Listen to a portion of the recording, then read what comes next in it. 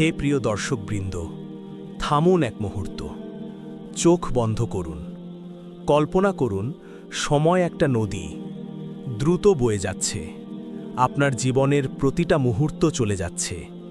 কিন্তু সূরা আল আসর, আয়াত ১ থেকে ৩, শপথকালের নিশ্চয় মানুষ ক্ষতিগ্রস্ত, সেই লোক ছাড়া যারা ঈমান এনেছে, সৎকর্ম করেছে, সত্যের উপদেশ দিয়েছে, ধৈর্যের উপদেশ দিয়েছে তারা ছাড়া।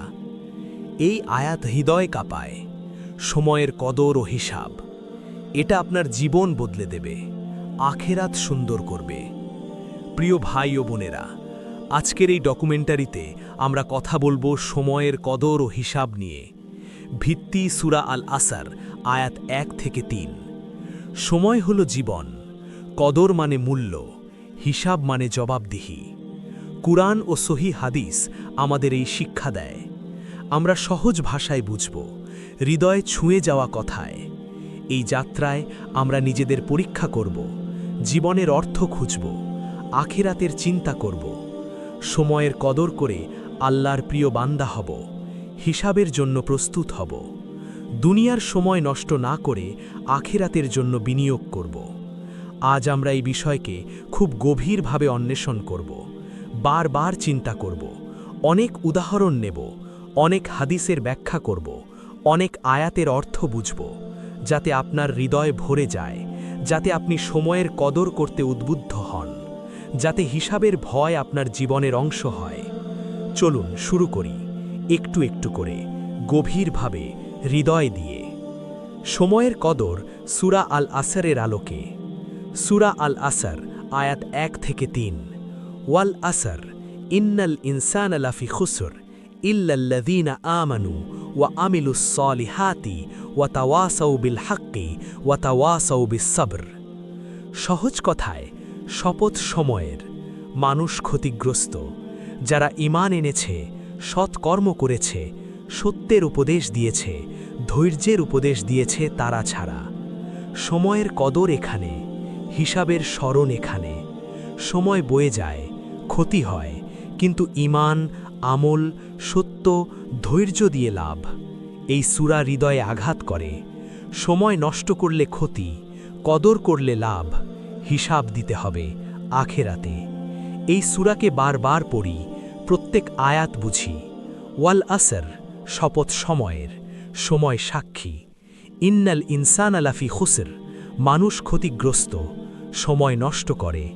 ইল্লাল্লাযীনা আমানু, ঈমান এনেছে, ওয়া আমিলুস সলিহাতি, সৎকর্ম করেছে, ওয়া তাওয়াসাউ বিল হাক্কি, সত্যের উপদেশ দিয়েছে, ওয়া তাওয়াসাউ বিস সবরি, ধৈর্যের উপদেশ দিয়েছে। এই ৪টা দিয়ে সময়ের কদর, হিসাব সহজ। হে প্রিয়জন, সময় কত দ্রুত যায়। শৈশব, যৌবন, বার্ধক্য, মৃত্যু, কবর, হিসাব। সময়ের কদর করুন, ঈমান বাড়ান, আমল করুন, সত্য বলুন, ধৈর্য রাখুন, জীবন সফল হবে, আখেরাত সুন্দর হবে। সময়ের কদর কি? সময়ের মূল্য বোঝা, প্রতিটা মুহূর্ত ব্যয় করা আল্লাহর জন্য, নষ্ট না করা, হিসাবের চিন্তা, কিয়ামতে সময়ের হিসাব। কুরআনে বলা হয়েছে, সূরা আল কাহাফ, আয়াত ৪৯, আমল নামা খোলা হবে, হিসাব দিবেন।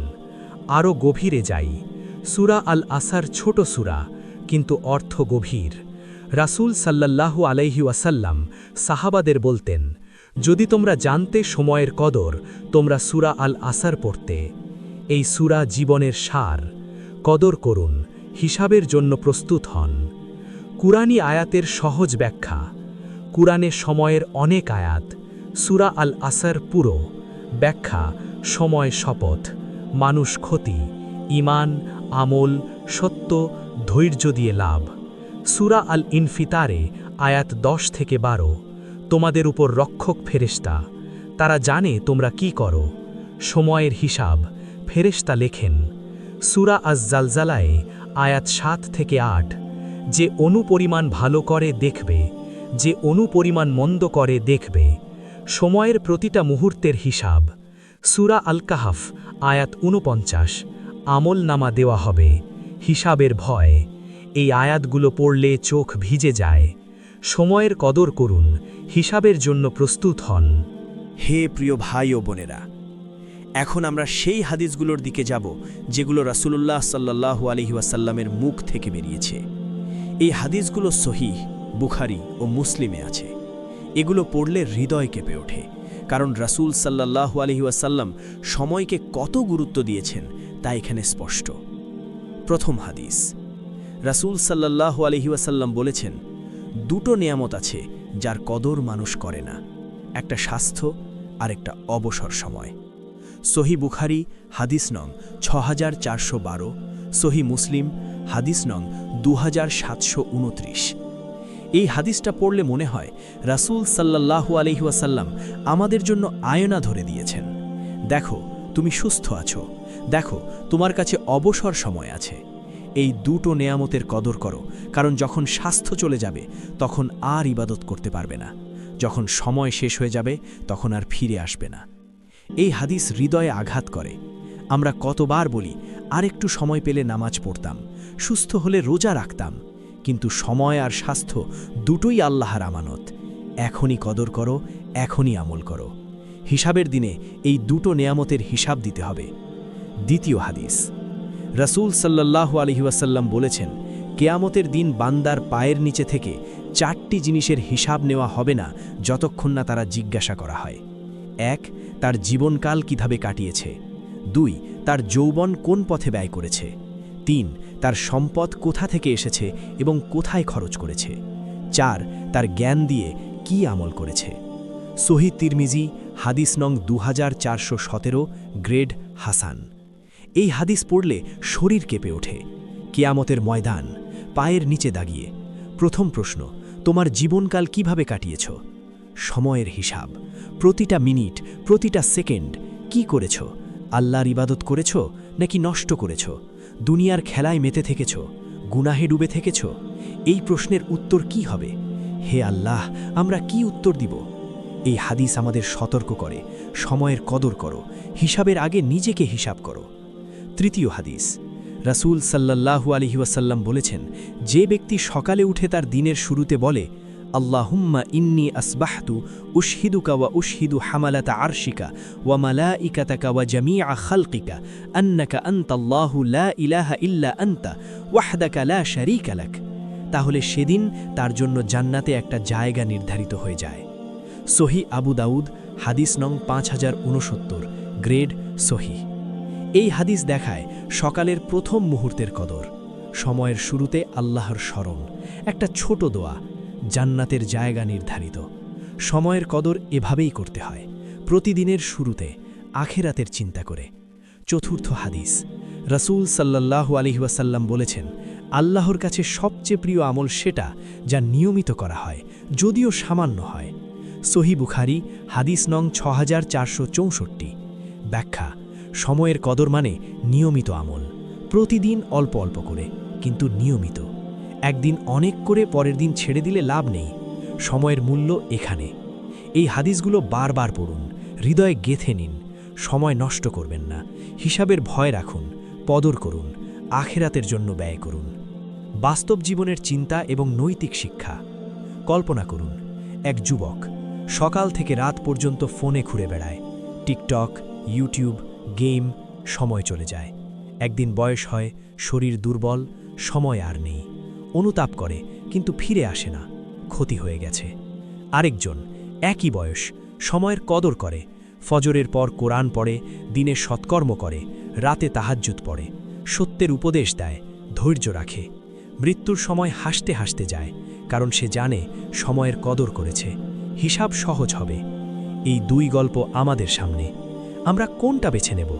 দুনিয়ার খেলায় সময় নষ্ট করে ক্ষতিগ্রস্ত হব, নাকি ঈমান, আমল, সত্য, ধৈর্য দিয়ে লাভবান হব? নৈতিক শিক্ষা। সময়ের কদর করো, প্রতিটা মুহূর্ত আল্লাহর জন্য ব্যয় করো, নষ্ট করো না। হিসাবের দিনে লজ্জা পেতে হবে না। জীবন ছোট, আখেরাত চিরকাল। সময় দিয়ে আখেরাত কিনে নাও। ঈমান মজবুত করো, সৎকর্ম করো, সত্যের দাওয়াত দাও, ধৈর্যের উপদেশ দাও। এটাই সূরা আল আসরের পথ, এটাই কামিয়াবির পথ। আবেগময় স্মরণ এবং স্বসংশোধনের আহ্বান, হে প্রিয় ভাই বোন, হৃদয়ে হাত রাখুন, অনুভব করুন আপনার হৃদয়ের ধুকধুক। এই ধুকধুক একদিন থেমে যাবে, সময় শেষ হয়ে যাবে। তখন কি নিয়ে যাবেন? দুনিয়ার খেলা নাকি আল্লাহর আমল? কবরে একা শুয়ে থাকবেন, ফেরেশতা আসবে, প্রশ্ন করবে, সময়ের হিসাব চাইবে। তখন কি উত্তর দেবেন? আজই সময় আছে, আজই সংশোধন করুন, আজই সময়ের কদর করুন, আজই ঈমান বাড়ান, আজই সৎকর্ম শুরু করুন, আজই সত্যের কথা বলুন, আজই ধৈর্য শেখুন, কাঁদুন, আল্লাহর কাছে ক্ষমা চান, সময় নষ্টের জন্য অনুতাপ করুন, আখিরাতের চিন্তা করুন। জীবন ক্ষণস্থায়ী, আখিরাত চিরস্থায়ী। সময়ের কদর করে আখিরাত বাঁচান, এখনই, এই মুহূর্তে, আর দেরি করবেন না। ছোট দোয়া।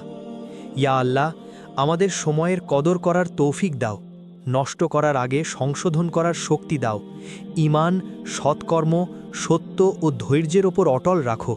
হিসাবের দিনে আমাদের মুখ উজ্জ্বল করো, জান্নাতে প্রবেশ করাও। আমিন ইয়া রাব্বাল আলামিন। এই ভিডিওটি সাবস্ক্রাইব করুন, লাইক দিন এবং শেয়ার করুন।